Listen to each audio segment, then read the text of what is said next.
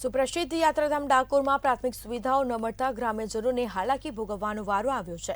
રસ્તા ઉપર ખાડા અને ઉભરાતી ગટરના પાણીથી લોકો ત્રાહિમામ પોકારી ઉઠ્યા છે। તો ગટરના ગંદા પાણી પીવાના પાણીમાં મિશ્ર થતા લોકો આવું ગંદુ પાણી પીવા માટે મજબૂર બન્યા છે। ત્યારે અવારનવાર તંત્રને રજૂઆત કરવા છતાં કોઈ નિરાકરણ આવતું નથી।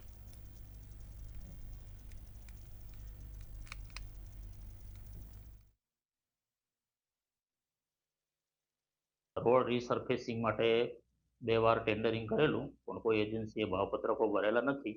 ત્રીજો પ્રયત્ન કરવાના છે અને જે ગટરનું પાણી અને પીવાનું પાણી મિક્સિંગ થાય છે તેમાં ગટર લાઈન ઘણા જ વર્ષો જૂની હોવાથી નવી કરવાની થાય અને જે જગ્યાએ પ્રોબ્લેમ આવે છે કમ્પ્લેન એનું અમે સોલ્યુશન રોજબરોજ કરીએ છીએ। સીઓ સાહેબનું એવું કહેવું છે નગર પંચાયતમાં ફંડનો અભાવ છે। નગર પંચાયત પાસે ટ્રેક્ટર નથી, નગર પંચાયત પાસે જેસીબી નથી અને નગર પંચાયત પાસે ગટરમાંથી પાણી બહાર કાઢવા માટે અન્ય જાતના મશીનો નથી।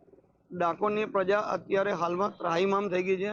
ઘણી જગ્યાએ 6 ઇંચથી વધારે રોડ ઉપર ખાડા પડી ગયા છે અને ઘણી જગ્યાએ ઢાંકણા ડ્રેનેજ ઉપર છે જ નહીં।